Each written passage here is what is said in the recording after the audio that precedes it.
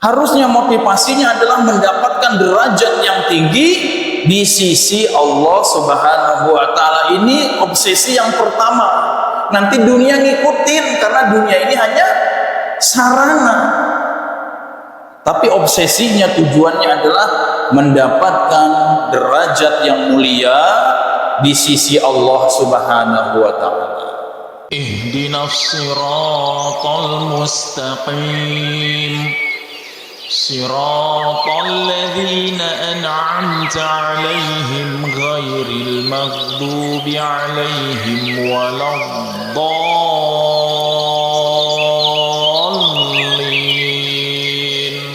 Bismillahirrahmanirrahim. Assalamualaikum warahmatullahi wabarakatuh. Alhamdulillahi rabbil alamin. Wassalatu wassalam ala ashrafil anbiya'i wal mursalin, nabiyyina wa habibina wa qurrati a'yunina Muhammadin wa ala alihi wa ashabihi wa man tabi'a bisunanihi ila yaumiddin. Allahumma rabbana zidna ilman warzuqna fahman. Rabbi sahli sadri wa yassirli amri wahlul 'uqdatam min lisani yafqahu qawli. Alhamdulillahi rabbil alamin. Ta'lim maghrib menjelang isya, yaitu kajian rutin kita di Masjid Ar-Rasyid Indonesia, yang mana sebagaimana telah kita dawamkan kurang lebih 7 tahun di setiap hari Senin sore atau maghrib menjelang isya, kurang lebih sudah 7 tahun kurang lebih.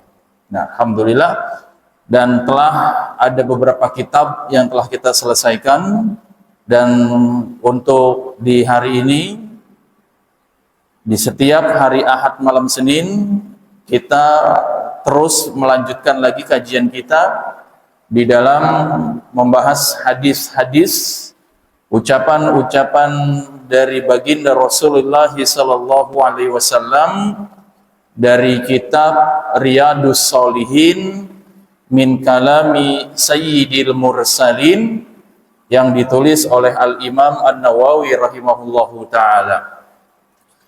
Jamaah yang dimuliakan Allah Subhanahu wa taala, baik yang hadir di Masjid Ar-Rasyid Indonesia ini ataupun yang menyimak dari kanal atau channel-channel media sosial yang bertautan dengan Masjid Ar-Rasyid Indonesia. Sebelum kita mulai membahas kajian kita pada kali ini, masuk ke dalam hadis nomor 107. Hadis nomor 107 di bab 11, masih di bab 11, bab al-mujahadah. Tak lupa di awal ini kita mengingatkan diri kita semua tanpa terkecuali untuk senantiasa mengikhlaskan niat kita hadir di sini hanya untuk mengharapkan keridhaan Allah Subhanahu wa taala. Ikhlas datang ibadah salat maghrib berjamaah dan datang ke Majelis Ta'lim Ar-Rasyid Indonesia, niatnya ikhlas karena mengharapkan keridhaan Allah Subhanahu wa taala. Dan kedua, bersihkan hati kita semua. Bersihkan hati-hati kita semua dari segala penyakit hati, dari segala bentuk riya, dari segala bentuk sum'ah, dari segala bentuk hasad, dengki, dan semuanya yang menjadi penyakit hati, agar ilmu yang akan kita pelajari menjadi ilmu yang bermanfaat dan menjadi sebab hidayah terus senantiasa menyertai kehidupan kita. Amin. Baik, kita masuk ke kajian kita, hadis nomor 107. Kitab Riyadhus Shalihin bab ke-11. Bisa dibantu baca, Ustaz? Masya Allah, Alhamdulillah. Jazakallahu khair Ustaz. Semoga yang membacakan hadis tadi dan kita semua yang mendengarkan mendapatkan keberkahan di sisi Allah Subhanahu wa taala. Amin. Ikhwatul iman, saudara-saudara semua yang semoga kita senantiasa diridhoi Allah Subhanahu wa taala.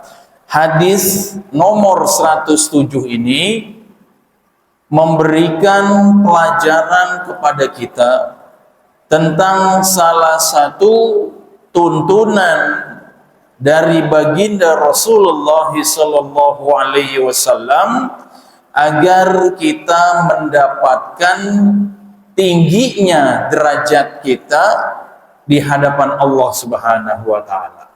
Jamaah, tidak ada bagian dari sebuah keutamaan di dalam diri seorang muslim ataupun muslimah yang ini menjadi impian orang-orang soleh, baik dari zaman kenabian, zaman salafus soleh, hingga di zaman kita sekarang ini menjadi impian seluruh orang-orang yang tertancap keimanan di dalam hatinya, yaitu ingin mendapatkan posisi yang mulia, derajat yang tinggi di sisi Allah Subhanahu wa taala. Betul nggak?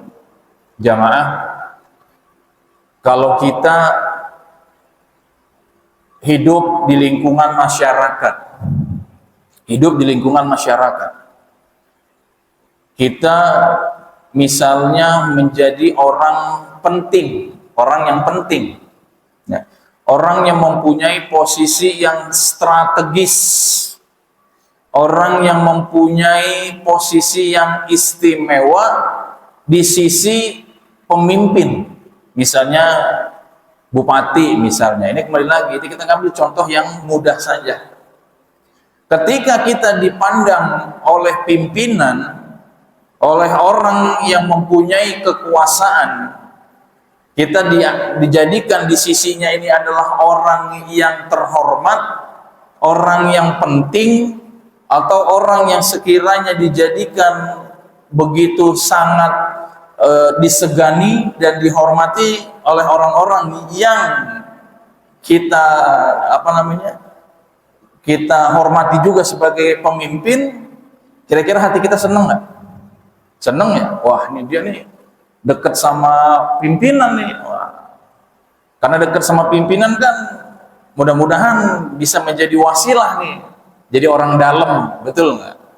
Kan seperti itu, orang dalam lah, inilah. Nah, ketika dalam posisi kemasyarakatan saja, dalam hidup di dunia ini, kita senang menjadi orang yang mempunyai posisi istimewa bagi kepemimpinan seseorang.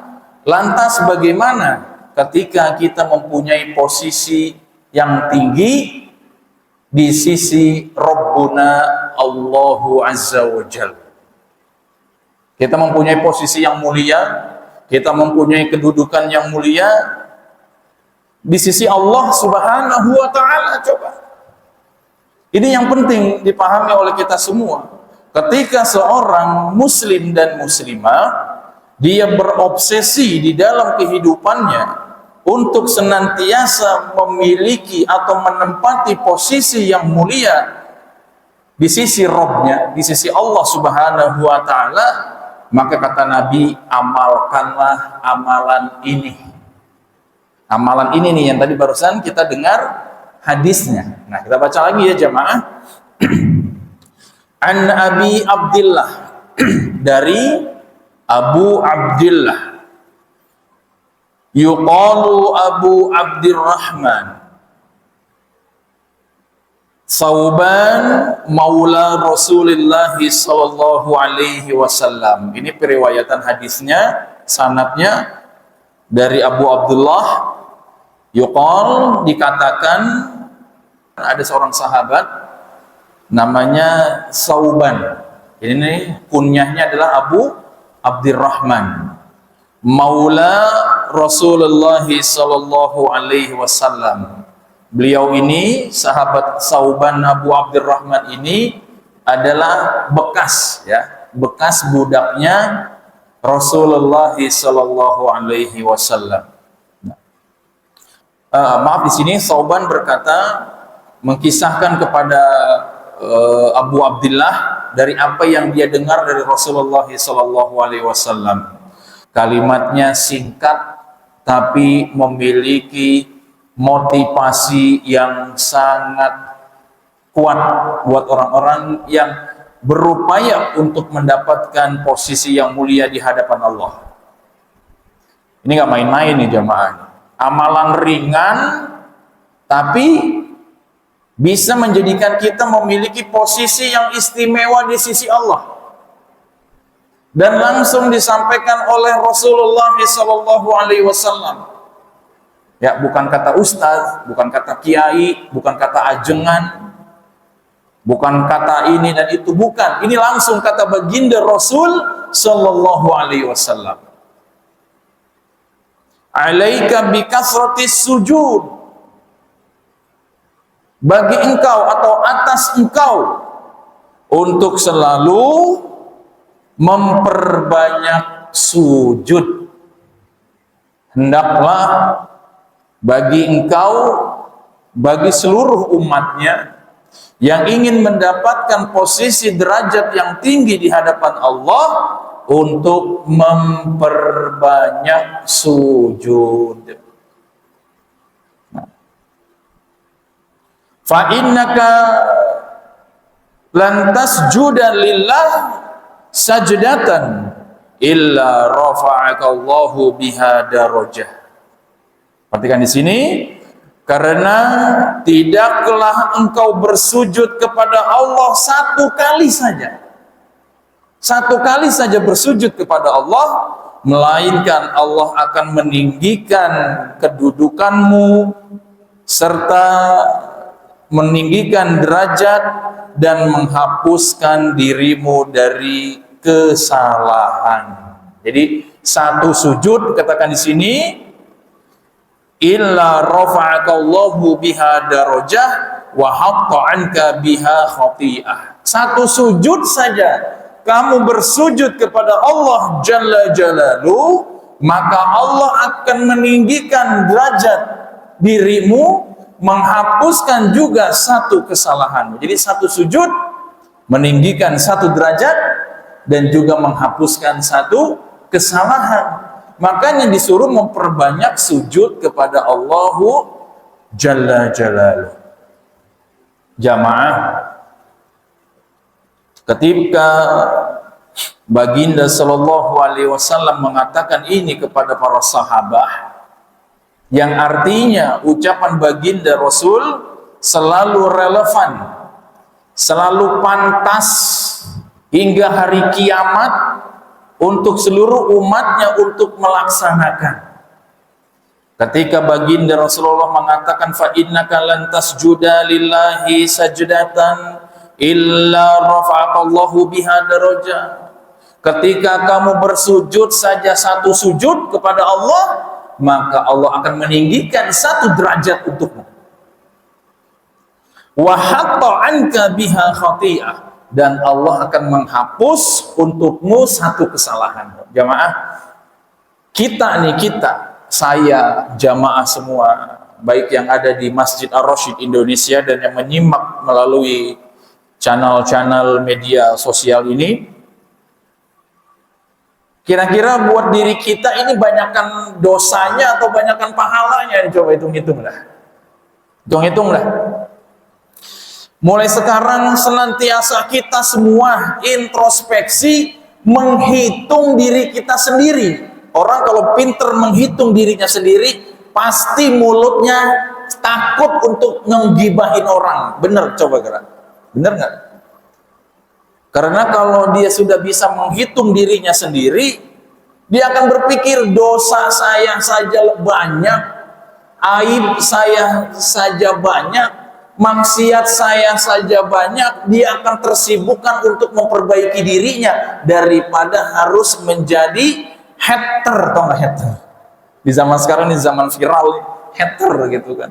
Daripada nyinyirin orang lain, daripada ngegibahin aib orang lain.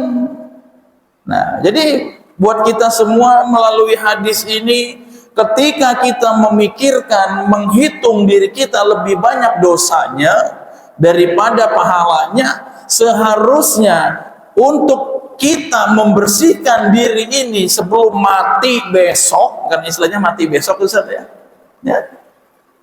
Memperbanyak sujud ini menjadi wasilah, menjadi sarana untuk kita membersihkan diri menghadap Allah Subhanahu wa taala. Dikatakan para ulama di sini, alaika bikasrati sujud, adalah senantiasa untuk banyak-banyak bersujud.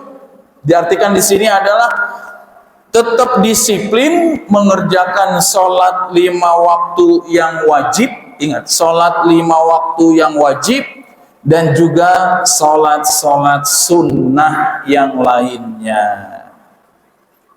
Jamaah, saya mau tanya, sholat kita yang wajib nih, yang 5 waktu yang wajib aja nih, dimulai dari subuh berapa rakaat Ustaz? 2. Terus zuhur 4 rakaat, ya. Asar 4 rakaat, maghrib 3 rakaat, isya 4 rakaat, jadi 17 Ustaz ya. Dari 17 ini saja, 17 rakaat ini dalam satu hari, siang dan malam kita, selama hidup kita dari mulai kita balik sebagai seorang muslim dan muslimah, 17 rakaat ini berapa banyak yang sering kita tinggalkan? Coba dulu. Dan sekarang naudzubillah, udah tahu begini jangan sampai ninggalin sholat. Ya. Dan dari 17 rakaat ini, mana kita yang tepat waktu? Karena banyak juga yang masih, naudzubillah, semoga Allah mengampuni diri Anda dan kita semua. Banyak juga di antara kita mungkin masih ada yang melalaikan, yang suka menunda-nunda, yang masih mungkin lah, kakarak azan iya kan gitu kan, sering dengar kayak begitu ya kalau bahasa kita, mungkin lah karak azan iya. Dari 17 rakaat ini, mana selama hidup kita yang sudah kita disiplin sholatnya 5 waktu? Dan yang terakhir, dari ke-17 rakaat ini sholat wajib 5 waktu, mana bagi laki-laki yang dikerjakan dengan tepat waktu dan berjamaah? Ingat ya jamaah ya, ini bagian dari sarana meninggikan derajat kita di sisi Allah dan menghapuskan dosa-dosa kita. Dari 17 rakaat ini kita mikir dah.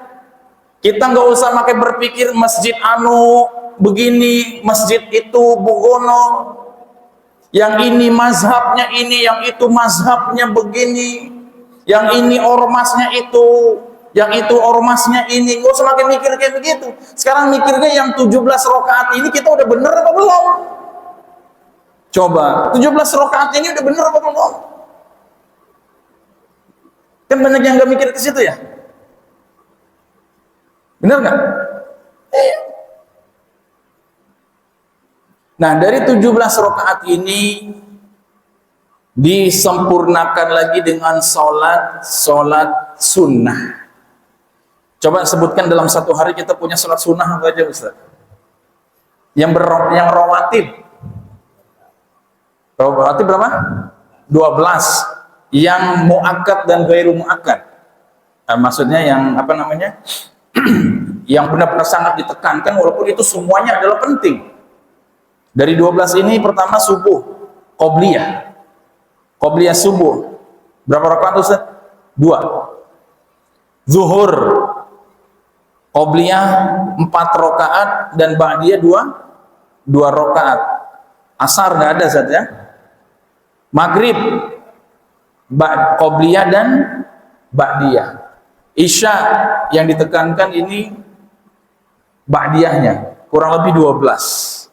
Dari 12 yang rawatib ini yang yang melekat dengan sholat wajib fardu kita, ini kita kerjakan atau enggak? Tuh, gitu ya. Dari sholat sunnah qobliyah dan ba'diyahnya ini kita kerjakan atau enggak? Itu penting lagi tuh, karena sholat sunnah rawatib ba'diyah dan qobliyah ini menjadi penambal sulam dari kekurangan-kekurangan amalan sholat wajib kita, menyempurnakannya jamaah. Kalau bisa jangan ditinggalin. Kalau bisa sholat ba'diyah dan qobliyah itu jangan ditinggalkan. Kalau bisa upayakan maksimal. Karena namanya kita, iman ini naik turunnya. Kadang naik, kadang turun. Nggak ada kita ini yang imannya naik terus tuh nggak ada. Kita ini kadang semangat, kadang lemah. Ketika kita terbiasa mengerjakan sholat rawatib ba'diyah dan qobliyah, ketika kita datang males, ketika kita lagi futur, ketika kita sedang turun iman, mungkin yang akan sedikit tertinggal adalah sunnahnya, bukan wajibnya. Tapi ketika kita tidak terbiasa mengerjakan sholat sunnah rawatib ba'diyah dan qobliyah, bisa jadi kita ninggalin sholat wajib. Naudzubillah. Ya. Sholat wajibnya nggak dikerjakan karena tidak terbiasa juga dengan sholat sunnah. Itu yang berkaitan dengan sholat fardu. Apalagi banyak sunnah-sunnah yang lain. Sholat sunnah 2 rakaat setelah wudhu, sholat sunnah tahiyatul masjid, sholat sunnah duha dari 2, 4, 8 sampai 12. Betul nggak Ustaz? Ada qiyamul lail, sholat tahajud minimal 2 rakaat. Ada sholat sunnah witir minimal 1 rakaat, 3 rakaat. Ada sholat sunnah yang lainnya, tahiyatul masjid, ada sholat sunnah dan sebagainya jemaah. Banyak sholat sunnah jemaah. Perbanyak sujud ketika diri ini ingin mendapatkan naik derajat di sisi Allah dan diampuni dosa. Nah jemaah, kalau kita berbicara kerja, ini kerja nih. Kita kerja misalnya jadi pejabat. Sesuatu yang menjadi bagian dari prestasi adalah ketika naik jabatan, betul nggak? Ini contoh nih, ini hanya contoh ya jamaah ya. Hanya contoh bagi kita semua yang hadir di sini dan yang ada di rumah. Kita misalnya kerja jadi karyawan di suatu instansi, contoh. Atau kita menjadi pegawai negeri misalnya. Di antara bentuk dari bentuk-bentuk kesuksesan di mata manusia ketika karirnya itu bisa naik jabatan, betul nggak? Misalnya dari golongan 1 jadi golongan 2, golongan 3, golongan 4, itu pun A, B, C dan segala macam, itu seperti itu ya, naik golongan Ustaz ya, naik pangkat. Atau misalnya yang karyawan di kantor, misalnya dari karyawan biasa jadi manajer, dari manajer jadi direktur dan sebagainya. Itu kan di mata manusia seakan-akan menjadi peningkatan derajat posisi dari segi karirnya baik, betul nggak? Nah, ketika di mata manusia saja yang berkaitan dengan pernak-pernik beginian aja kita bangga ketika naik jabatan, masa kita nggak mau bangga dengan naik derajat di mata Allah? Coba. Kenapa tidak menjadi obsesi buat diri kita untuk naik derajat di hadapan Allah? Kenapa tidak menjadi motivasi buat kita supaya kita mempunyai posisi yang derajat tinggi atau mempunyai derajat yang tinggi di sisi Allah? Coba. Manusia mah ya Allah, selama kerja kita dihormatin, besok udah selesai juga udah digantiin sama orang, bener nggak? Coba yang sekarang, contoh misalnya, sekarang posisinya tinggi, manajer, wakil direktur dan sebagainya macam gitu kan. Ketika sudah pensiun atau ketika sudah selesai, ya udah, jabatan hanya masa lalu, sudah lewat waktunya, sudah habis. Karena sesuatu yang di dunia ini nggak ada yang kekal, jamaah. Jabatan akan sirna, posisi akan tergantikan. Tapi ketika kita menuju derajat yang tinggi di hadapan Allah, ini ke bawah di dunia dan akhirat kita, jamaah. Dibawa ke dunia dan akhirat kita. Harusnya motivasinya adalah mendapatkan derajat yang tinggi di sisi Allah Subhanahu wa Ta'ala. Ini obsesi yang pertama. Nanti dunia ngikutin, karena dunia ini hanya sarana. Tapi obsesinya, tujuannya adalah mendapatkan derajat yang mulia di sisi Allah Subhanahu wa Ta'ala. Wa hatta anka biha khati'ah, dan Allah ampuni dosa-dosa kita, jamaah. Tadi kan kita ngomong nih, barusan kita bahas, dari mulai kita balik terbebani hukum syariat di dalam agama ini, rata-rata kita balik usia berapa, Ustaz? Kalau kita ingat, Ustaz, misal dulu Anda balik mungkin usia sekitar 14 tahun kali ya, dulu ya, 13 atau 14 tahun lah. Awal-awal masa remaja balik, laki-laki ditandai dengan dia mengalami mimpi basah. Kalau bahasa kita itu laki-laki, berarti menandakan dirinya sudah balik, dan di saat itu dia sudah terkena beban syariat. Misalnya usianya 13 tahun atau 14 tahun, normalnya kurang lebih situlah 13, 14, 15 normalnya. Kalau sekarang 10 tahun sudah balik, nah ini lewat itu. Dan perempuan ditandai balighahnya itu dengan haid. Ketika seorang perempuan muslimah dia sudah mengalami haid, keluar darah dari kemaluannya rutin setiap bulan. Nah, ini sudah dikatakan balighah dan dia sudah dapat beban syariat untuk mengamalkan syariat. Dan di situ dosanya sudah tercatat dan pahalanya sudah tercatat buat diri dia sendiri. Nah, ketika kita balik usia 14 tahun kita balik, sekarang usia kita 40 tahun, usia kita 50 tahunan, usia kita 60 tahunan. Nah, coba sekarang misalnya kita usianya 50 tahun. 50 tahun diambil 14 berapa, Ustaz? 36. Betul nggak? 50 tahun diambil 14 berarti 36 tahun. 36 tahun kita sudah dapat catatan dosa, kita sudah punya catatan pahala. Introspeksi, kira-kira selama itu kita lebih banyak dosanya apa lebih banyak pahalanya? Lebih banyak maksiatnya apa lebih banyak amal solehnya? Coba tanya sama diri kita. Apalagi dosa-dosa yang jariah. Apa dosa-dosa yang jariah? Bukan cuma sedekah jariah, dosa yang jariah. Kita menjadi pencetus dosa-dosa buat orang lain. Nah, itu kebagian juga dosanya. Belum orang yang kita gibahin, orang yang kita gunjingkan, dia nggak terima, mengalir terus tuh dosanya. Betul nggak? Hak-hak orang lain yang kita labrak, hak milik orang lain yang kita ambil haknya, itu dosanya juga mengalir terus, jamaah. Coba selama itu banyakkan pahala atau banyakkan dosa kita. Ketika kita bisa menilai diri kita sendiri banyak dosanya daripada pahalanya, kenapa masih nggak mau sujud kepada Allah?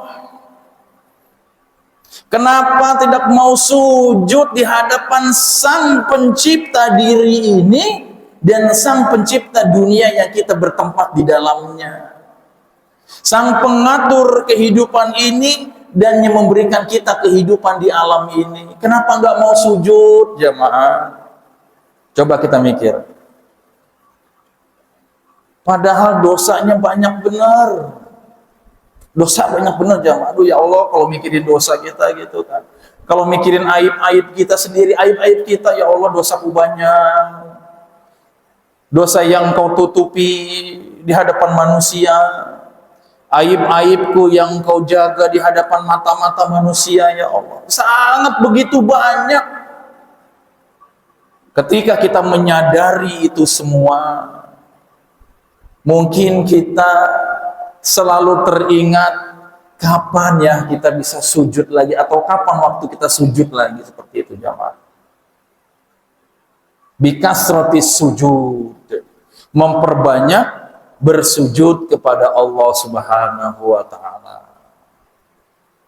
Orang kalau sudah motivasinya ingin mendapatkan derajat yang tinggi di sisi Allah dan mendapatkan ampunan di sisi Allah Subhanahu wa ta'ala dengan memperbanyak sujud dimanapun dia, nggak masalah. Betul nggak? Selama tempat itu adalah memang masjid, selama tempat ini adalah tempat yang di situ diperuntukkan orang bersujud kepada Allah dan terjaga dari segala bentuk kesuciannya, kerjakan. Kita bisa sholat sambil di perjalanan, ada masjid, yuk sholat dulu, sujud jamaah.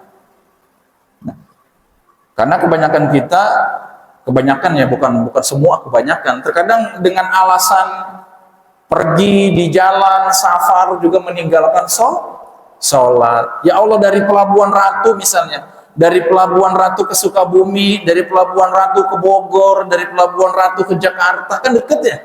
Deket jamaah. Cuman jarak sebegitu aja sampai ninggalin sholat, la haula wala quwata illa billah. Aduh, nggak keburu nih waktu nggak sholat ya. Cuman begitu doang nggak sholat. Alasannya lagi apa? Lagi di jalan, padahal masjid banyak di pinggir jalan. Nggak bisa tepat waktu, bisa dijamak, bisa dikosor, bisa dapat rukhsah jamak takdim dan jamak takhir, ada rukhsahnya. Nggak ada alasan untuk meninggalkan sholat. Terus ketika telinga ini mendengarkan azan, hayya 'alas sholat, hayya 'alal falah, nggak ada alasan untuk ninggalin sholat jamaah. Betul nggak? Nggak ada alasan. Sebagaimana ya kisah yang dikatakan dalam hadis Rasulullah SAW, kisah tentang Abdullah Ummi Maktum, sahabat Rasulullah SAW, Abdullah bin Ummi Maktum. Beliau adalah seorang tua, ini orang tua nih, kakek-kakek udah tua, matanya buta, kita mata kita melek semua nih, betul nggak?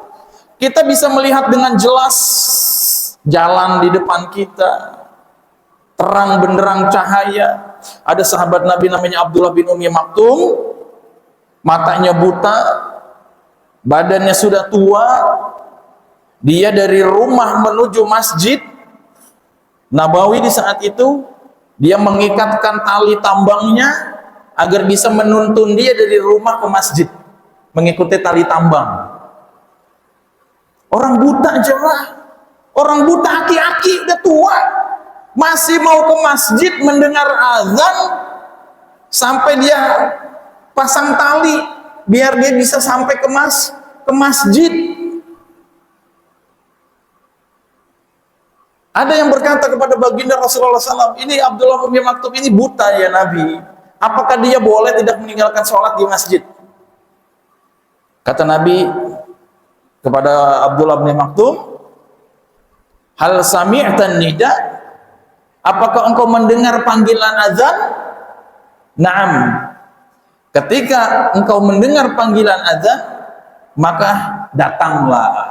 Itu orang buta aja disuruh datang. Ini yang matanya melek, punya motor, punya mobil, kakinya gagah, nggak mau datang sholat berjamaah. Itu gimana jemaah? Itu gimana coba? Tapi pengennya punya derajat yang tinggi. kepengennya dapat syafaat, kepengennya surganya Firdaus. Ego banget ya, egois. Panggilan Tuhan, panggilan Allah di nanti-nanti, tapi ketika kita meninggalkan dunia ini pengennya langsung surga Firdausil A'la. Ya Allah jamaah, kapan kita malunya di hadapan Allah gitu ya. Nah, gitu jamaah. Nah, dari hadis ini bisa kita ambil pelajaran. Jam berapa Ustaz?